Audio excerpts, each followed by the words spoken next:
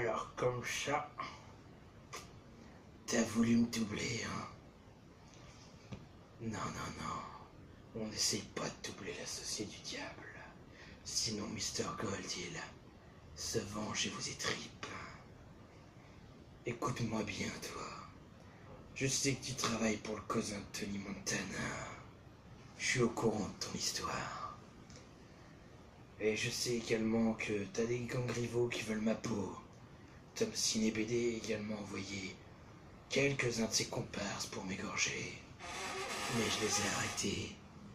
Et je leur ai fait la peau.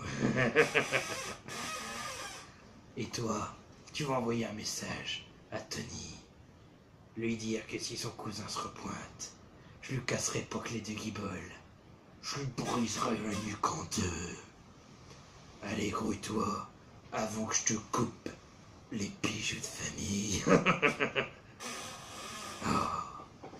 Bonjour mes amis. Je réglais juste un léger désagrément. Aujourd'hui sur la chaîne de l'associé du diable, je vous retrouve enfin pour le deuxième top que je n'ai pas pu faire à cause de mon travail.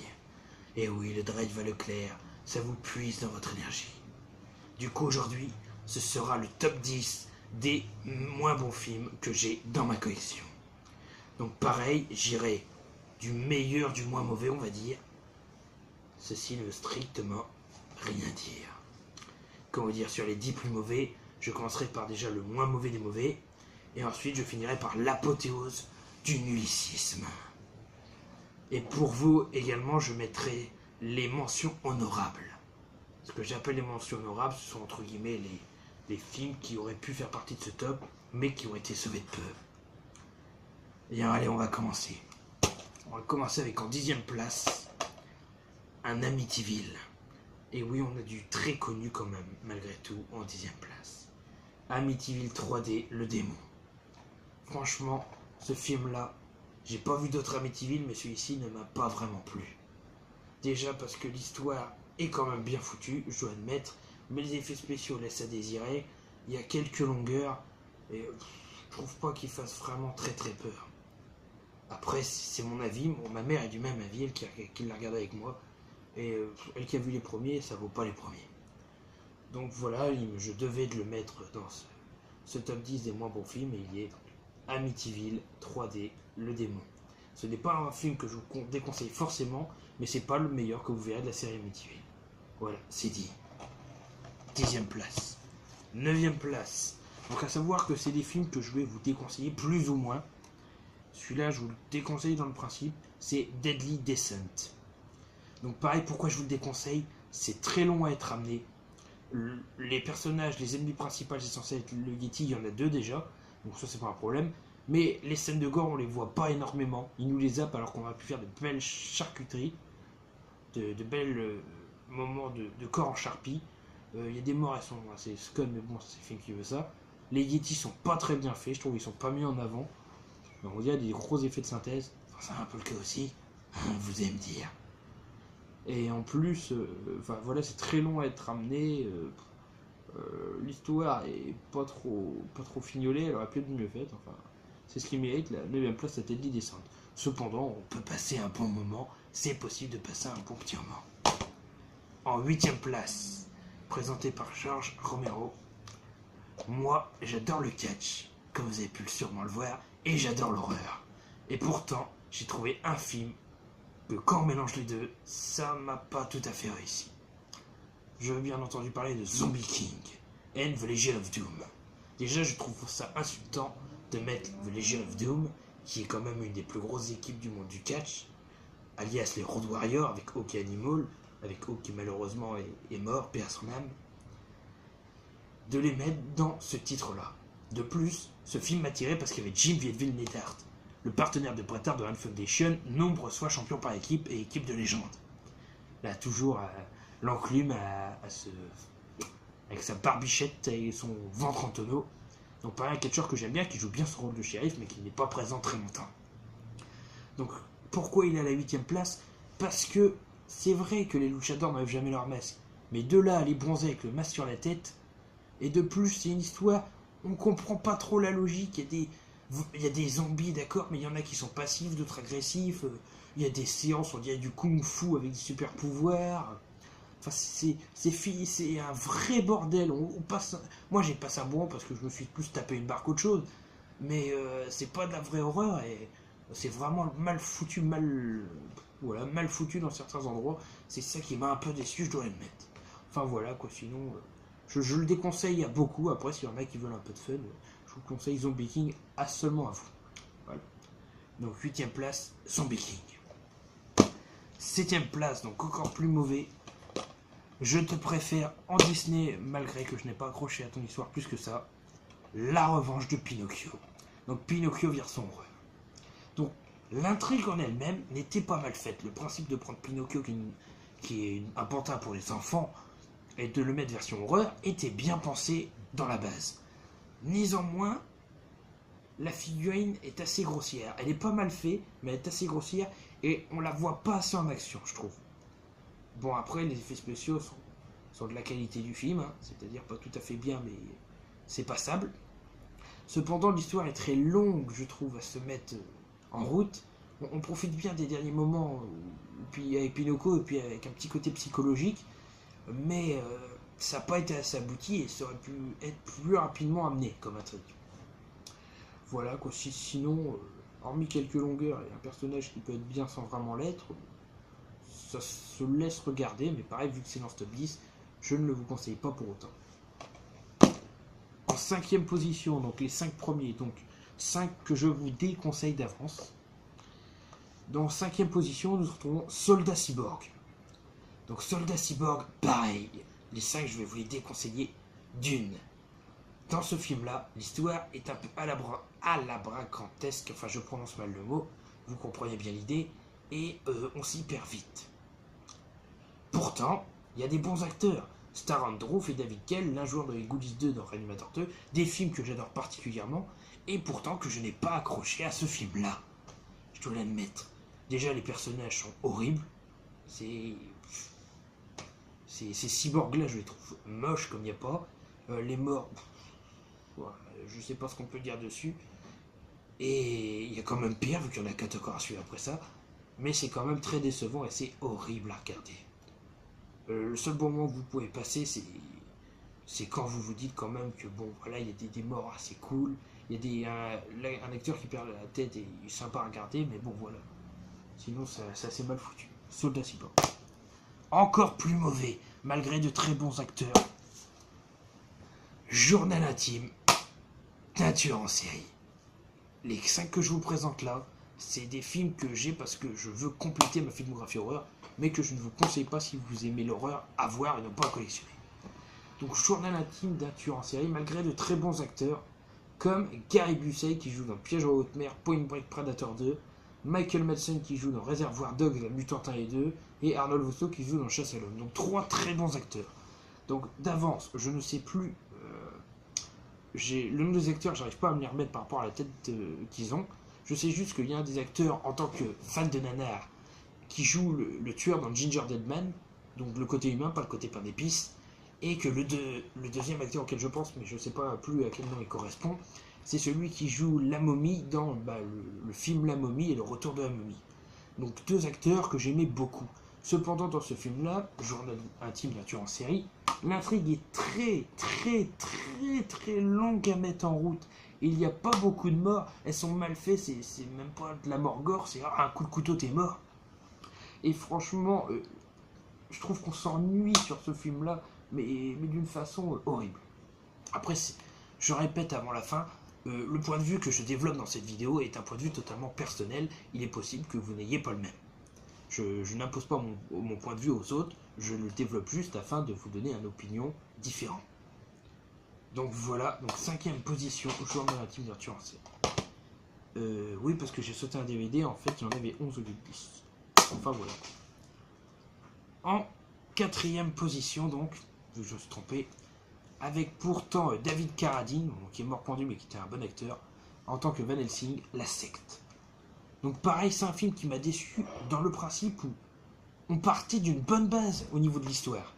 Je veux dire, on part de vampires lesbiennes, ça s'appelait ou ça s'appelait pas, mais qui se cache par rapport à un site de rencontre, là où ils vont pouvoir d'ailleurs trouver leur nouvelle proie, et choisir d'ailleurs leur profil, tout en recherchant quelqu'un qui veillerait sur leur sommeil pendant qu'ils reprendraient leur force avant de pouvoir revenir sucer des vivants. Donc l'idée était bonne, mais il y a beaucoup de scènes avec David Carradine en tant que Van Helsing, où à part parler, il fait pas grand chose. L'intrigue est longue à mettre en place, et bon, on connaît vite les réponses, donc l'intrigue n'a plus beaucoup d'intérêt. Voilà, c'est ce genre de petits détails qui font que la secte est aussi bas. En plus, les vraies scènes d'action, c'est les 10 minutes de la fin, où ça devient un peu sympa. Parce que, à part ça, sinon, franchement, vous avez quoi? Ah, vous voyez des femmes sucer à mort un homme, comme dans une vidéo perverse des années 80. Oh, ça me rappelle des bons souvenirs. Non, mais franchement, quoi, c'est un truc de dingue. C'est mou, c'est un film que je déconseille à tous. Ne le regardez pas. Ne le regardez pas. Hormis si vous collectionnez les films d'horreur. En troisième position, donc les 3 plus mauvais, ces 3 films, je les ai trouvés tellement mauvais dans le principe qu'ils auraient pu tous être numéro 1. J'ai réussi à trouver un ordre parce que c'est vrai qu'ils sont plus ou moins mauvais, mais je vous les déconseille tous les 3. En troisième position, Death Doll. Troisième parce que déjà, ça, c'est une tête de poupée. Et on n'en voit pratiquement pas des poupées. Les seules poupées qu'on voit, c'est les poupées quand on parle à une femme et qu'elle est jolie. Ah, t'es belle, poupée. Ça te dit rien, rencard avec moi? Je t'offre une binouse. Que là, c'est une poupée en bois. Et des poupées en bois, on n'en voit pratiquement pas. Je veux dire, l'intrigue se passe avec 5 jolies femmes, 5 ou 6, je sais plus exactement, qui passent une audition pour tourner dans un film avec une ancienne concurrente qui revient parce qu'elle devait tourner dans ce film, mais qu'elle a été internée chez les fous. L'histoire déjà, ça parle pas des poupées, c'est ça qui m'a fait le mettre aussi bas, je pense que ça m'a mis en colère. Parce que j'adore les films avec les marionnettes et poupées normalement. Et l'histoire, malgré qu'elle est bien ficelée et qu'il y a des morts assez originales, c'est mou. Bon, heureusement, l'intrigue de fin est bien parce on devine on apprend des choses qu'on ne devinait pas, mais c'est pas un film que je vous conseille, j'ai trouvé ça vraiment très décevant. Death Doll à ne pas voir. Les 2 premiers. Le prochain film que je vais vous montrer, d'après ma mère, on peut l'apprécier de tout son art si on est sous extasie. Au moins.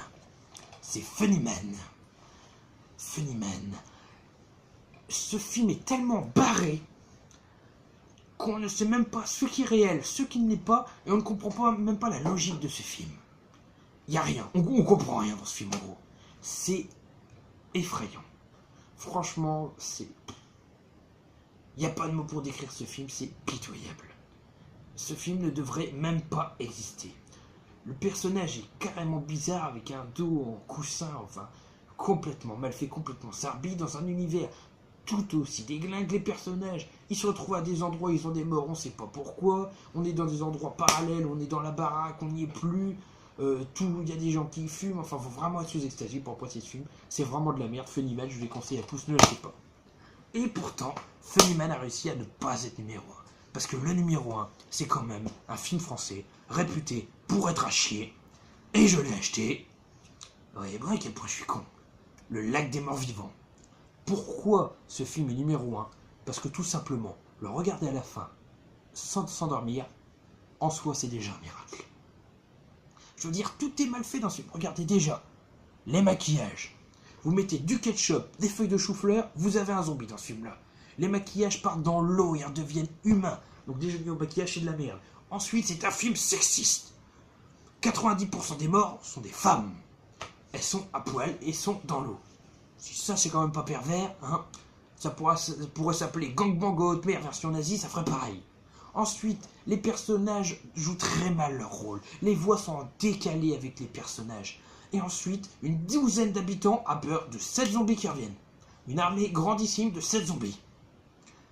Pareil, les scènes où les zombies prennent feu, c'est mal fait, tout est mal fait. Il n'y a pas un seul truc bon à prendre dans ce film. L'idée principale n'était pas trop mauvaise. Le principe des zombies nazis qui ont été balancés par les résistants à l'époque et qui maintenant vont revenir se venger. L'idée était bonne, mais il n'y a que ça de bon. Rien n'est bien exploité. C'est à chier. Détruisons ce film. Putain.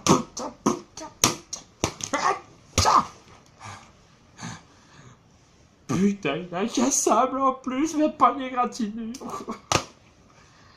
Et voilà, c'était mon top film, mon top 10 des films les pires. Et comme je vous l'ai dit, je vais vous montrer 4 films qui ont échappé de peu au top 10, parce que je les ai pas trouvés super, mais qui étaient mieux que ceux que je vous ai présentés. Premièrement, Deepwater. Donc pareil, avec un gros scorpion géant aquatique. Donc je voulais le mettre là parce que les effets spéciaux de scorpion, j'ai trouvé ça très mauvais. L'histoire était pas trop mal, l'intrigue de fin était sympathique. Mais en général, j'ai pas trouvé très bien. Pour ça que je voulais le mettre, mais il était largement mieux que les autres, même qu'Annie King. Métamorphosis. L'histoire était vachement sympa, je trouve. Enfin, malgré qu'elle était très classique. La transformation était sympathique. La créature finale était assez moche et bon, les scènes de guerre n'étaient pas top. Mais juste pour la transformation, elle ne méritait pas d'entrer dans ce top 10. Parce qu'elle est franchement sympathique. Oncle Sam. J'ai passé un très bon moment devant ce film. Bon, le principe par contre que mon oncle, qui s'appelait Sam, est mort. C'est la fête nationale. Qui est-ce qu'on fait revenir? Oncle Sam. C'était le détail cliché. Du coup, les morts sont originales, c'est ça qui le sauve, et le personnage d'Oncle Sam en tant que zombie est assez rigolo. Malgré tout, il y a des explosions qui ne servent à rien, le zombie n'est pas le personnage le mieux fait du monde des films d'horreur, et l'histoire, malgré qu'elle se tient, est un peu ennuyeuse par moments. Enfin voilà. Mais grâce à ses morts originales et à son personnage, ma foi, fort sympathique, Oncle Sam n'est pas entré dans le classement. Et en dernier, nous avons Mutant Assassin. Ce qui le sauve, c'est, on va dire, ses personnages. Dans le principe où un professeur mutant, qui s'est fait avoir par un gars en siège roulant complètement abîmé avec ses gardes du corps, se transforme en chien démoniaque, entre guillemets, hein. Ben voilà, en chien sans poil, qui pourchasse dans les égouts les gens pour les tuer. Du coup, pour récupérer l'échantillon, le mec en siège roulant, le parrain de la pègre et ses hommes de main doivent y aller. Mais en plus, il y a une équipe de gens qui s'occupent du nettoyage d'un peu tout, vous savez, comme les gens de la mairie qui s'occupent de dératiser les fleurs et compagnie, qui vont s'en mêler pour voir voler les objets et qui vont se retrouver confrontés à ça. Les deux camps vont devoir s'allier pour tuer la bête. Le principe était sympa et les acteurs jouent quand même assez bien. C'est pour ça qu'il n'a pas mérité d'entrer dans le top 10, malgré que si j'avais un top 15, il serait sûrement dedans. Et voilà, c'est la fin de cette vidéo. Je vais aller torturer un peu la dernière personne qui m'a fait chier. Et je vous redis à tout de suite, car je vais faire la deuxième vidéo juste après là. La vidéo sur le top 10 des meilleurs nanars de ma collection. Allez, à plus sur la chaîne de Mr. Cole, l'associé diable. Et n'oubliez pas, faites ce que je dis. Vraiment ce que je dis, sinon vous risquez de mourir. Et surtout pas ce que je fais. Sinon, vous risquez de tuer certaines personnes qui vous auront juste piqué votre place de parking ou volé votre briquet alors que vous cherchez du feu. Allez, à plus sur Mr. Cole, l'associé du diable.